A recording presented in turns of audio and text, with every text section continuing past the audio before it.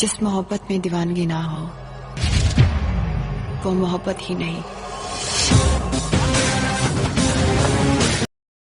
Hello दोस्तों, आज हम लोग पढ़ने वाले हैं बी फार्मा सेकेंड ईयर का फिजिकल फार्माक्यूटिक्स का second unit states of matter. ठीक है, स्टेट्स ऑफ मैटर जैसे कि आप लोग स्क्रीन पे देख रहे हैं।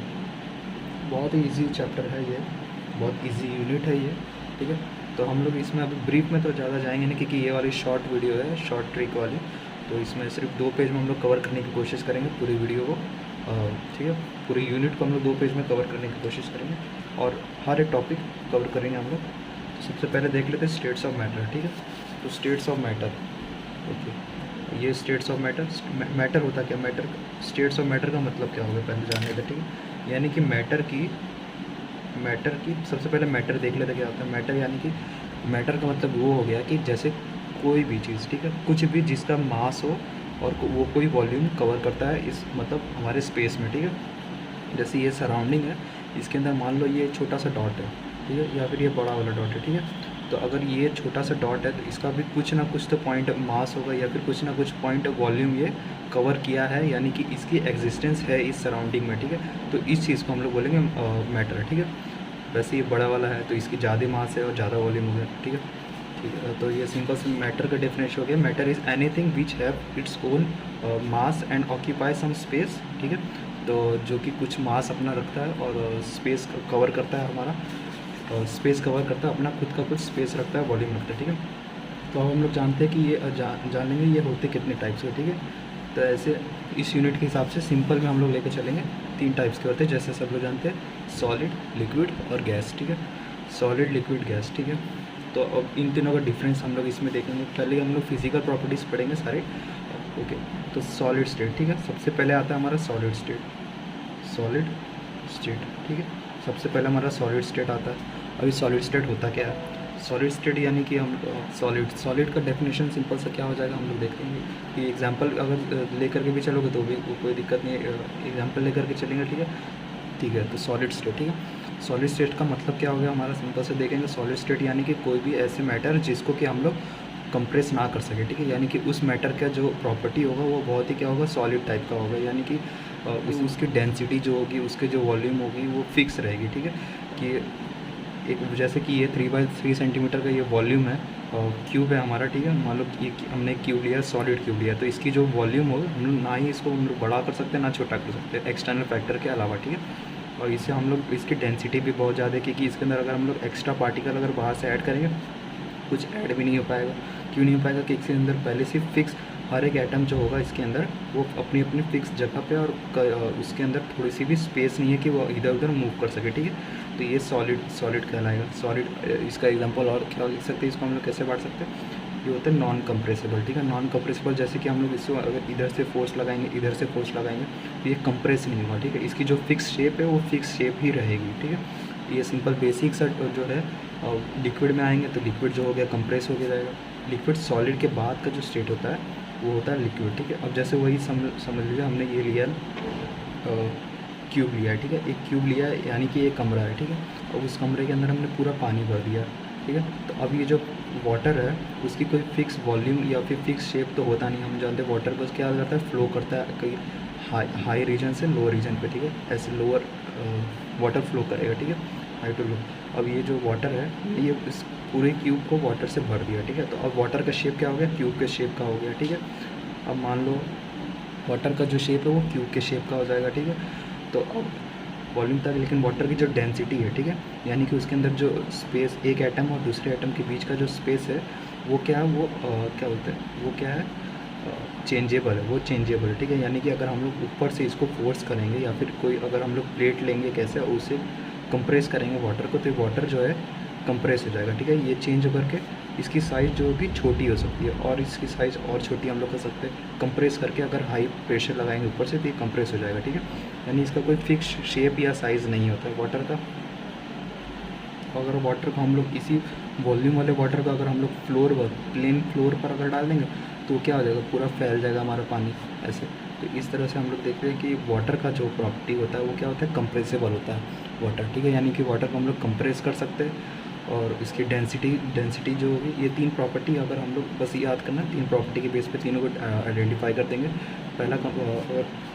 पहला कंप्रेसिबल, वॉल्यूम और डेंसिटी, ठीक है। तो सॉलिड में हमने देखा कि नॉन कंप्रेसिबल होता है, सॉलिड नॉन कंप्रेसिबल होता है। वो लिक्विड जो होता है, लिक्विड क्या होता है, लिक्विड कंप्रेसिबल होता है, स्लाइटली कंप्रेसिबल होता है। और जो गैस रहेगा, गैस के यानी कि गैस के एक मॉलिक्यूल और दूसरे मॉलिक्यूल के बीच में बहुत ज़्यादा स्पेस होगा, ठीक है, बहुत ज़्यादा स्पेस होगा। तो इसलिए हम लोग क्या कर सकते हैं, इसमें और भी बहुत सारे मॉलिक्यूल्स हम लोग ऐड कर सकते हैं। अगर हमने और गैस डालना है इसमें तो और गैस डाल सकते हैं, अगर हमने वाटर डालना है या कोई और पार्टिकल्स डालने वो भी डाल सकते हैं, ठीक है। तो इस तरह से हम लोग देखेंगे कि गैस जो है, अगर मान लो 1 kg गैस है, ठीक है, उसे हम लोग एक छोटे से क्यूब में रख रहे हैं या फिर एक बड़े से रूम में रख रहे हैं, ठीक है। एक रूम में रख रहे हैं या फिर एक क्यूब में रख रहे हैं, दोनों में वो क्या होगा, 1 kg। दोनों में पूरा जो एरिया है, वो पूरा एरिया वो गैस कवर कर लेगा। इस रूम का भी पूरा एरिया गैस कवर कर लेगा 1 kg में, और वही 1 kg हमारा इस क्यूब के अंदर भी पूरा कवर कर लेगा, ठीक है। तो इस तरह से अगर हम लोग देखते हैं तो सबसे पहला चीज़ जो अगर हम लोग डिफरेंस करेंगे तो कंप्रेसिबल, सिंपल सी बात, सॉलिड क्या है, कंप्रेसिबल नहीं होता है। लिक्विड जो हो गया वो कंप्रेसिबल है लेकिन स्लाइटली कंप्रेसिबल। गैस जो हो गया बहुत ज़्यादा कंप्रेसिबल यानी हाईली कंप्रेसिबल, ठीक है। और वॉल्यूम के बेस पे दिला तो सॉलिड का जो वॉल्यूम होता है वो फिक्स होता है, लिक्विड का जो वॉल्यूम होता है वो फिक्स नहीं होता है, ठीक है। उसे चेंज करा जा सकता है, अलग अलग शेप के अंदर अगर हम लोग वाटर डाल देंगे तो उस शेप का बन जाएगा, ठीक है। और जो गैस होता है, गैस का कोई वॉल्यूम ही नहीं होता है, ठीक है,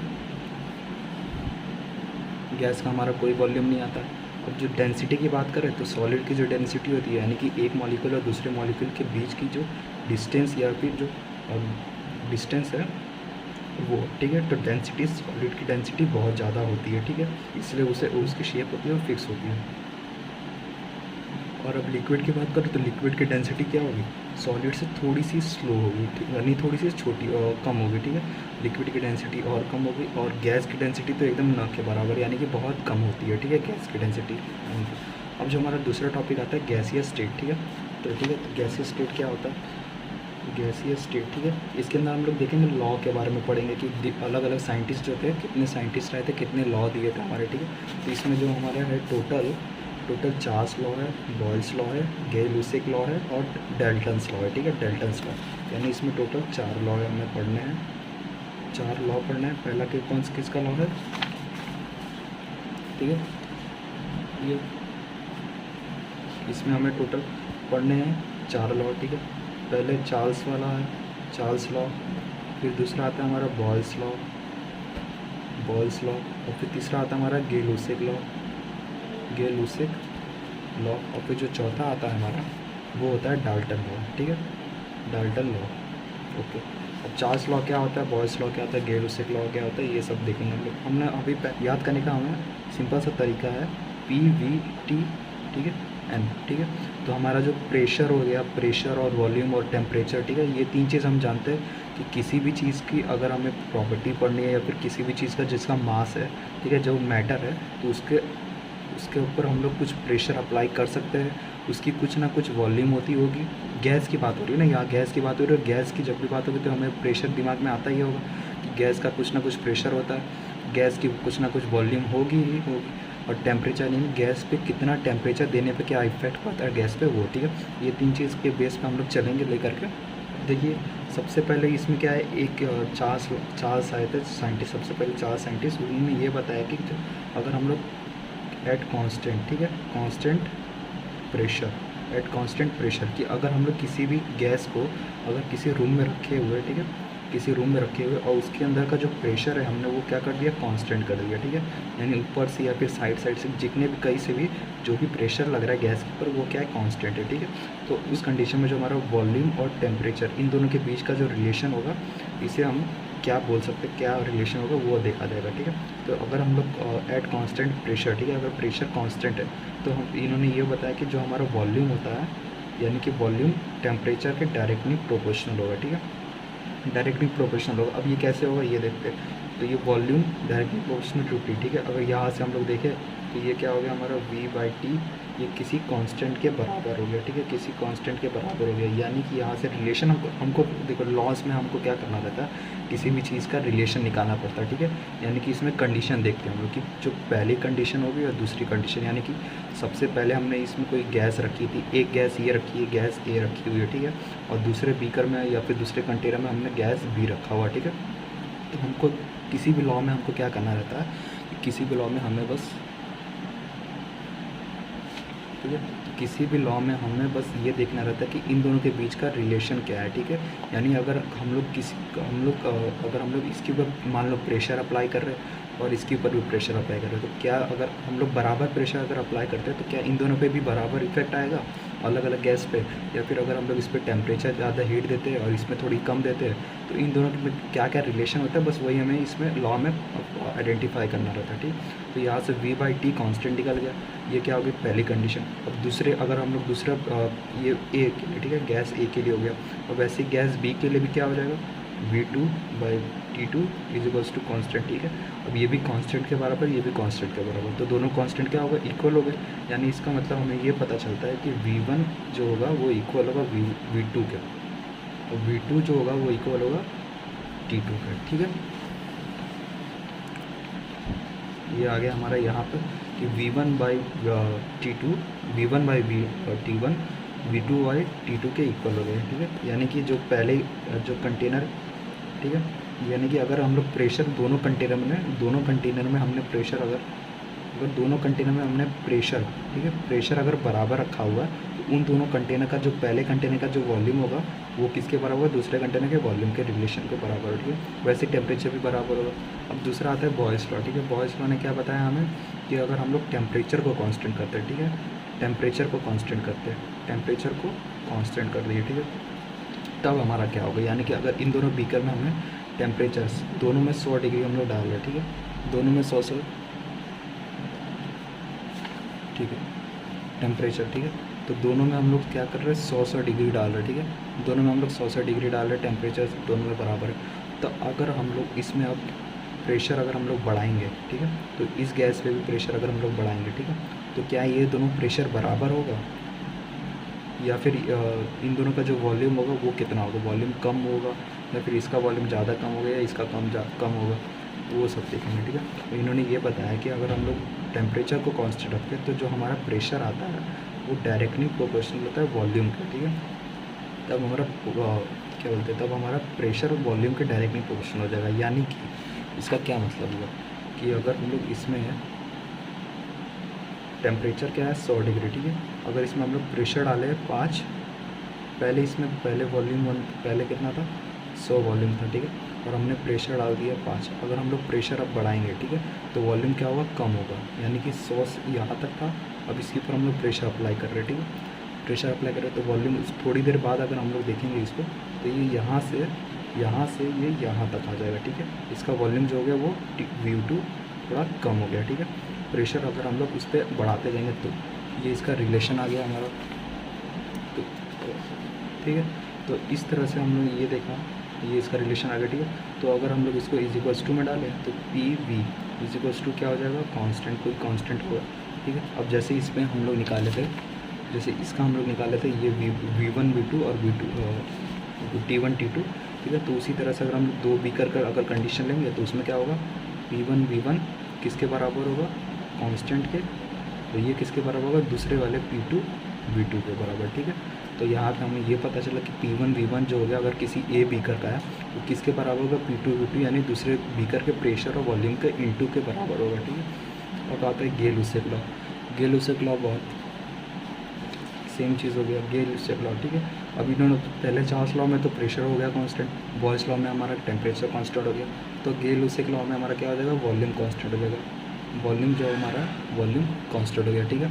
और जब वॉल्यूम हमने कांस्टेंट किया तो हमने ये दिखाया गया कि टेम्परेचर जो है प्रेशर के डायरेक्टली प्रोपोर्शनल है, टेम्परेचर प्रेशर के डायरेक्टली प्रोपोर्शनल है। यानी कि अगर 2 बीकर है, ठीक है, 2 बीकर, पहले अगर हम लोग बात कर लेते हैं, ये गैस है, ठीक है, इसका अगर हमने वॉल्यूम फिक्स कर दिया, ठीक है, वॉल्यूम अगर हमने फिक्स कर दिया, वॉल्यूम इतना है, ठीक है, वॉल्यूम कांस्टेंट रख रहे हैं हम लोग, ठीक है। तो जो हम लोग अगर टेम्परेचर इस पर बढ़ाएंगे, ठीक है, टेम्परेचर अगर इसको ज़्यादा हीट करेंगे तो हमारा जो प्रेशर है वो भी क्या होगा, ज़्यादा हो जाएगा,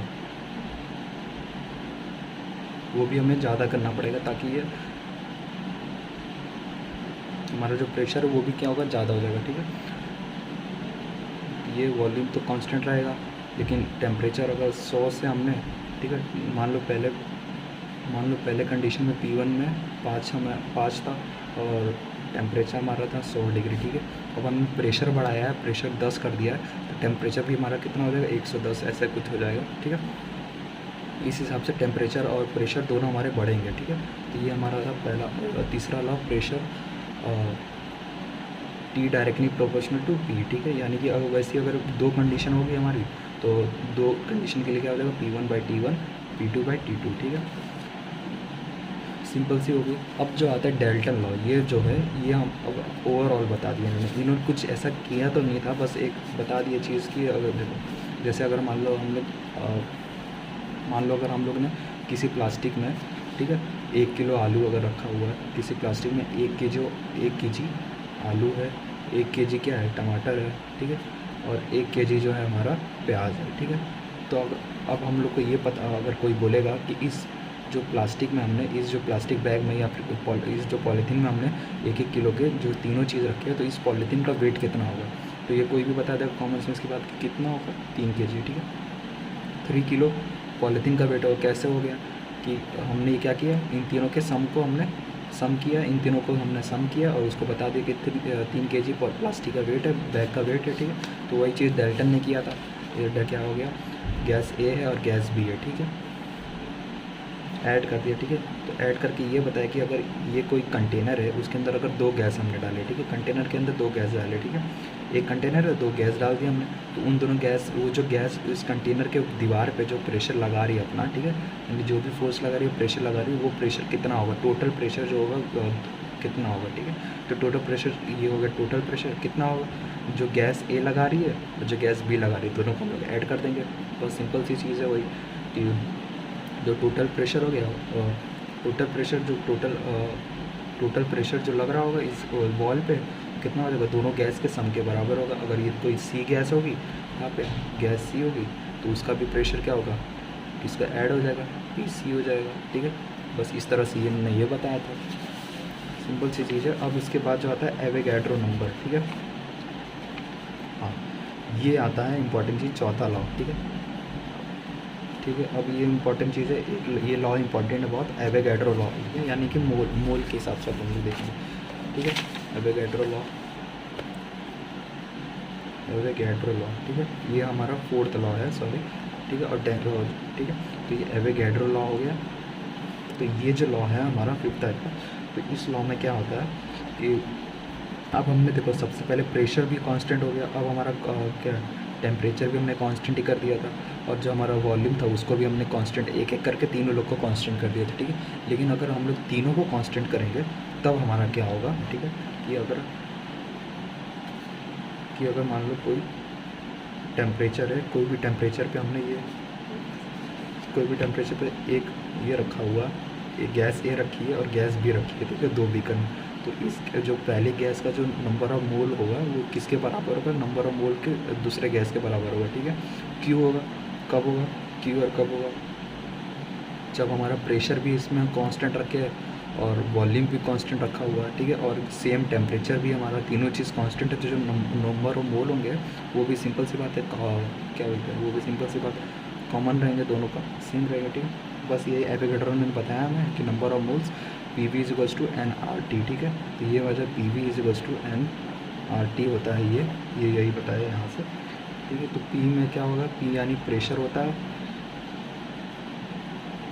PV = nRT जो आता है, P प्रेशर, V से वॉल्यूम, N से number of mole, R constant हो गया तुम्हारा गैसियस कांस्टेंट, और T टेम्परेचर, ठीक है। ये अभी नेक्स्ट वाले टॉपिक में हम लोग कवर करेंगे क्वेश्चन से। तो इसका हम लोग ओरिजिन हम लोग को पता चल गया कि कहाँ से आया है, ठीक है। और ये जो आइडियल गैस इक्वेशन, ठीक है, आइडियल गैस इक्वेशन पे आ जाता है हम लोग, यही चीज़ है तुम्हारा आइडियल गैस इक्वेशन, इसी को बोलते हैं। ये है क्या, एक्चुअली कुछ नहीं है ये, ठीक है।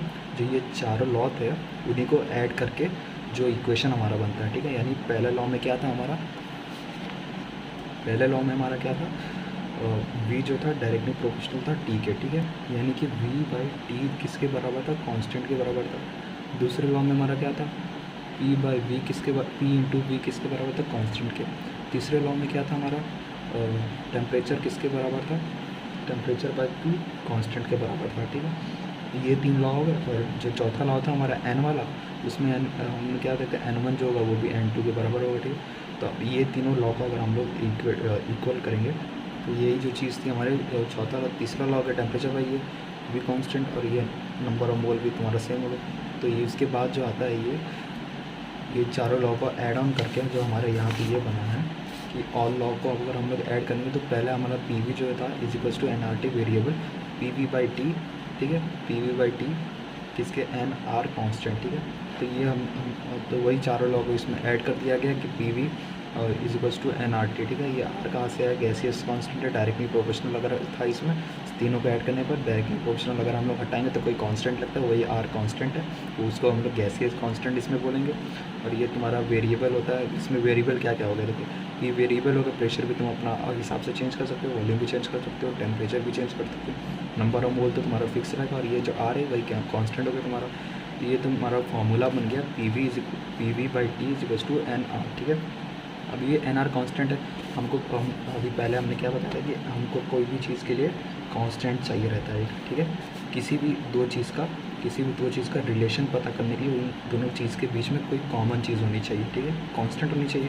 तब हमें कांस्टेंट तो मिल गया NR, तो वही अब केस बना देंगे गैस A, ठीक है, ये गैस A के लिए हो गया और ये गैस B के लिए हो गया, ठीक है। उन दोनों को गैस को इक्वल कर देंगे इस टाइप से, अगर हमको रिलेशन पता करना दो गैस के बीच का, ठीक है, तो यही फॉर्मूला हमारा लग जाएगा P V by T P1 V1 by T1 is equals to P2 V2 by T2, ठीक है। तो ये हो गया हमारा,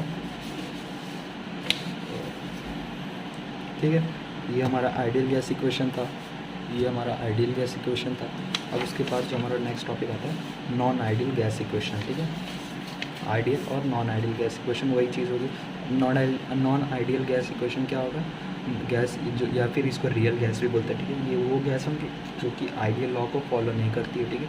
आइडियल लॉ क्या था हमारा, आइडियल लॉ हमारा वो था जो कि हमारा चारों लॉ को फॉलो करता है, ठीक है। जो भी गैस हमारी चारों लॉ को फॉलो करेगी, हालांकि ऐसी कोई गैस होती नहीं है, लेकिन अगर जो भी गैस लॉ फॉलो करेगी चारों लॉ को, Charles law, Boyle's law, Gay Lussac law और एवोगैड्रो लॉ को, ठीक है, यानी कि P V is equals to NRT P1 by V1 by T1, sorry P V is equals to NRT, ठीक है। तो उससे हम लोग क्या बोलेंगे, आइडियल गैस हम लोग उसे बोलेंगे, ठीक है। तो अब जो हमारा पहला टॉपिक, अब जो हमारा नेक्स्ट टॉपिक आता है सॉलिड स्टेट, ठीक है। अब हमें तीन मैटर पढ़े थे हम लोग इसमें कि सॉलिड, लिक्विड, गैस। तो इस यूनिट में हम जो है सॉलिड पढ़ेंगे और फिर उसके बाद गैस भी पढ़ेंगे शायद, ओके। तो सॉलिड स्टेट, ठीक है। तो अब हम लोग हमारा जो उसमें तीन मैटर में पहला मैटर है हमारा सॉलिड, ठीक है। पहला जो मैटर स्टेट ऑफ मैटर वो हमारा सॉलिड। अब सॉलिड दो टाइप के होते हैं, ठीक है। एक तो हो गया तुम्हारा क्रिस्टलाइन फॉर्म में और एक नॉन क्रिस्टलाइन फॉर्म में, एमॉर्फस टाइप का, ठीक है। तो ये दो टाइप के होते क्या होता है क्रिस्टल, क्या नॉन क्रिस्टल होता है, एमॉर्फस क्या होता है, ठीक है। तो ये जो एमॉर्फस है हमारा बहुत इंपॉर्टेंट टॉपिक है, मतलब इंपॉर्टेंट क्या है, ये 2 नंबर में पूछा जाता है, कॉमन क्वेश्चन पूछा जाता है 2 नंबर में शॉर्ट में कि व्हाट है एमॉर्फस सब्सटेंस या एमॉर्फस सॉलिड, ठीक है। तो हम लोग दोनों के बीच का डिफरेंस देखते हैं, क्रिस्टलाइन क्या नॉन क्रिस्टलाइन क्या है, ठीक है। क्रिस्टलाइन से हमारा सिंपल सा नाम से हमें पता चल जा रहा है कि क्रिस्टलाइन क्या होगा, कोई भी क्रिस्टल टाइप का होगा, यानी कि कोई भी सॉलिड टाइप का होगा, जो कि मतलब क्रिस्टल कैसा रहता है, क्रिस्टल यानी कि जो कि हार्ड सब्सटेंस होता है, ठीक है। और कोई भी मतलब फिक्स होता है सब्सटेंस, क्रिस्टल हार्ड सब्सटेंस हो गया, बहुत ही डेंस, मतलब डेंस, बहुत ही डेंस समझ सकते हो, बहुत ही डेंस सब्सटेंस होता है, ठीक है। तो सबसे पहला जो आता है क्रिस्टलाइन में वो होता है फिक्स शेप, यानी कि ऐसे सॉलिड जैसे कि ये पेंसिल है, तो पेंसिल भी हमारा क्या होगा, क्रिस्टलाइन पेंसिल, मतलब क्रिस्टलाइन सॉलिड स्टेट होगा, ठीक है। क्यों होगा, क्योंकि ये जो पेंसिल को अगर हम लोग कहीं से भी कट करेंगे तो इसकी जो फिक्स, इस पेंसिल का सबसे पहले तो इस पेंसिल का फिक्स शेप है, ठीक है, पेंसिल का शेप है। और जो पेंसिल का पैटर्न है, यानी कि क्या पैटर्न क्या है, यानी कि अगर हम लोग यहाँ देखेंगे जो बार का छाल पे, इस पर जो भी पैटर्न है वो पैटर्न ऑल ओवर हमको मिलेगा, ठीक है। पूरे पेंसिल में वही पैटर्न सेम हमको ऑल ओवर मिलेगा। तो ये पहला प्रॉपर्टी हो गया कि फिक्स शेप होती है, और जो उसके पैटर्न जो एटम्स है वो एटम जिस लाइन में या फिर जिस वे में जिस भी पैटर्न में है वो पैटर्न क्या होगा, सेम होगा पूरे बॉडी में, ठीक है। अब जो इंटरमॉलिक्यूलर स्पेस, दूसरी जो इसकी प्रॉपर्टी होगी वो इंटरमॉलिक्यूलर स्पेस जो होगी वो बहुत कम होगा, ठीक है, बहुत कम या फिर न के बराबर भी होगा।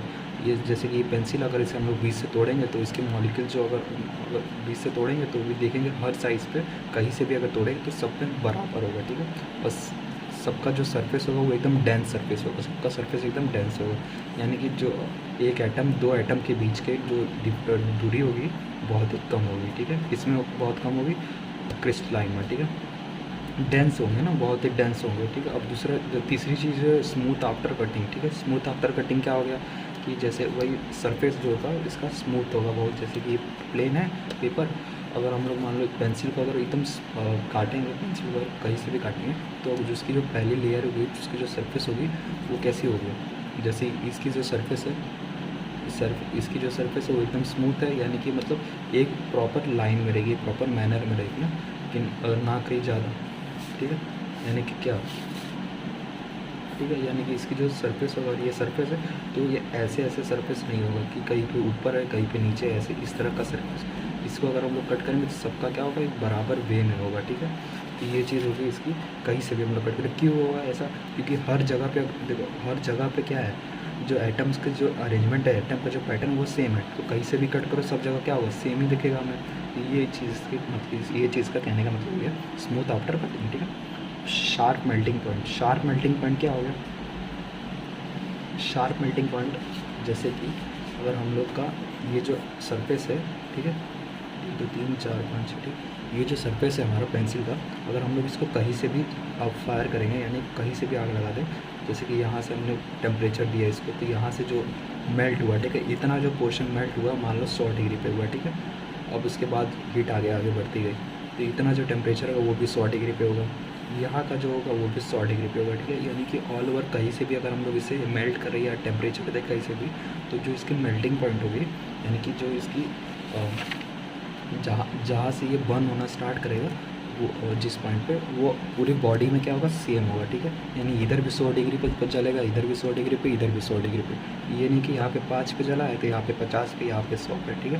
क्यों ऐसा क्यों होगा, सब पे सेम क्यों होगा, वही सेम चीज़ हो गया, फिक्स शेप और पैटर्न, कि हर जगह पे तो एक ही जैसे मॉलिक्यूल है, हर जगह पे सेम साइज़ के मॉलिक्यूल है, एटम है, ठीक है। तो कहीं से भी हम लोग हीट करेंगे सब पे सेम इफेक्ट आएगा, ये हो गया।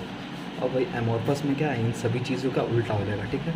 एमोर्फस सब्सटेंस, और इसका एग्जांपल एमोर्फस सब्सटेंस, ठीक है। इसका एग्जांपल जैसे कि पत्थर हो गया, हमारे रॉक हो गया, रॉक या फिर क्ले हो गया तुम्हारा, ठीक है, जिसके अंदर जो है पार्टिकल्स की अरेंजमेंट जो है वो कोई फिक्स ऑर्डर में नहीं होती है, ठीक है। कहीं यहाँ पे किसी का साइज़ यहाँ पे बड़ा है तो कोई इस तरह से हो गया, कोई बहुत ही छोटा है, ठीक है। और इनके बीच का जो इंटरमॉलिक्यूलर स्पेस है वो भी बहुत क्या होते हैं, अलग अलग होता है, मतलब बहुत ही डिफरेंट टाइप का, क्योंकि क्यों होता है, क्योंकि देखो इसके अंदर साइज़ भी अलग अलग सबका, सब अलग अलग तरीके से भी अरेंज है, ठीक है। तो इस तरह, इसलिए इसके अंदर का जो इंटरमॉलिक्यूलर स्पेस है वो भी बहुत ज़्यादा होता है, ठीक है।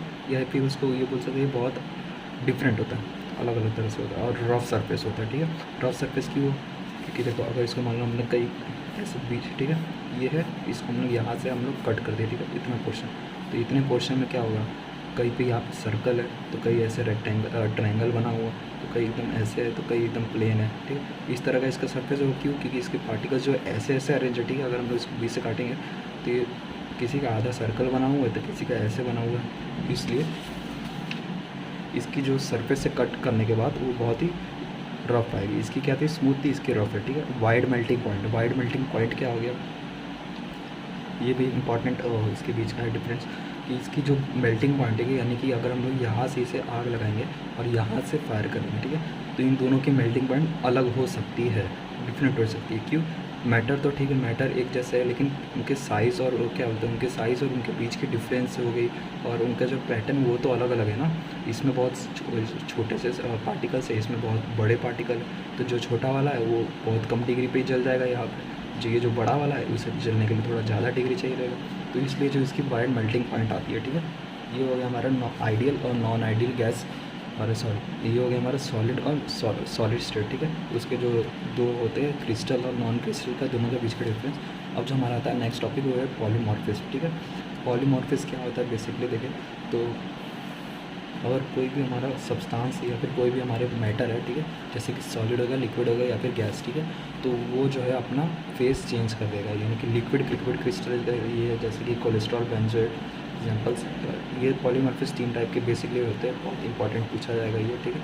सिमेटिक हो गया, निमेटिक हो गया और कोलेस्टिक हो गया, ठीक है। तो ये होता क्या है, लिक्विड क्रिस्टल, जैसे कि ये कोई हमारा मैटर है, उसको हम लोग देख रहे और उसको हम लोग माइक्रोस्कोपिक से देखेंगे तो ये हमारा उसका पैटर्न जो है सेम होगा। सिमेटिक में यानी कि सिमिलर, सिमेटिक से सिमिलर, यानी कि अगर ये रेक्टेंगल का जो हेड है वो ऊपर की तरफ है तो सब में रेक्टेंगल का हेड क्या होगा, ऊपर की तरफ। अगर रेक्टेंगल एक स्ट्रेट लाइन में तो सब में सभी लाइन में देखोगे तो स्ट्रेट लाइन होगा, ठीक है, कहीं पे भी देखोगे अगर ऑल ओवर कहीं पे भी। और निमेटिक में क्या है, निमेटिक यानी वो हो गया तुम्हारा समझ लो अलग अलग होगा, इरेगुलर होगा, ठीक है, इसका पैटर्न भी इरेगुलर होगा, हेड भी इधर उधर है। और कोलेस्टिक में भी वही सेम चीज़ हो गया, इधर बहुत ही इसका पैटर्न बहुत वाइड तरीके से अलग अलग है। ये कोलेस्टिक, निमेटिक और सिमेटिक, ठीक है। अब ये देखो जैसे पॉलीमॉर्फिज्म जो होती है, ये जो चीज़ें होती हैं वो सॉलिड से गैस में चेंज हो सकती है। पॉलीमॉर्फिज्म को हम लोग क्या बोलते हैं कि अगर किसी भी सॉलिड स्टेट है, कोई भी सॉलिड स्टेट वो सॉलिड से लिक्विड हो रही है और लिक्विड से गैस बन जा रही है, तो उससे यानी कि उस जो मैटर की प्रॉपर्टी क्या होगी, पॉलीमॉर्फिज्म की प्रॉपर्टी है उस मैटर के अंदर, ठीक है। जैसे कि यहाँ पे सॉलिड है 146 डिग्री पे, 146 डिग्री पे ये लिक्विड हो गया, लिक्विड से फिर थोड़ा और हीट किए तो वो गैस बन गई, गैस बन के वेपराइज हो गया। अब जो ग्लॉसी स्टेट आता है, ग्लॉसी स्टेट बहुत कीवर्ड है छोटा सा, ग्लॉसी स्टेट इंपॉर्टेंट कि ग्लॉसी स्टेट क्या होगा कि कोई भी ऐसी लिक्विड है, कोई भी लिक्विड, ठीक है, कोई भी लिक्विड जिसको हम लोग कूल करने पे सॉलिड बन जाए, ठीक है, और सुपर कूल करने पे ग्लॉसी सॉलिड बन जाएगा, ठीक है, यानी कि बहुत ही क्रिस्टल फॉर्म में बन जाएगा, तो उसे ग्लॉसी स्टेट बनते हैं। यानी कि जैसे वाटर है, अगर वाटर को हमने कूल किया 0 डिग्री पे तो वो आइस बन गया, लेकिन अगर उसे हम लोग और कूल करेंगे, सुपर कूल करेंगे, तो वो क्या होगा, एक ऐसी स्टेट पे आ जाएगा, ग्लॉसी स्टेट बोलेंगे उसको, ठीक है, एकदम क्रिस्टल की फॉर्म में बन जाएगा ग्लॉसी स्टेट, तो उसे ग्लॉसी स्टेट बोलते हैं। तो ये हमारा फर्स्ट पेज हो गया, जो आधी यूनिट कंप्लीट इस फर्स्ट पेज में स्टेट ऑफ मैटर की, जिसमें हमने ये पढ़ा कि सॉलिड की पूरी प्रॉपर्टी पढ़े हैं, और जो हमारा गैस के जो जितने लॉ थे गैसियस लॉ पढ़ लिया हमने, और आइडियल गैस क्या होता है, नॉन आइडियल गैस क्या होता है, और आइडियल गैस इक्वेशन क्या होता है, ये हमने देखा। अब जो हमारा नेक्स्ट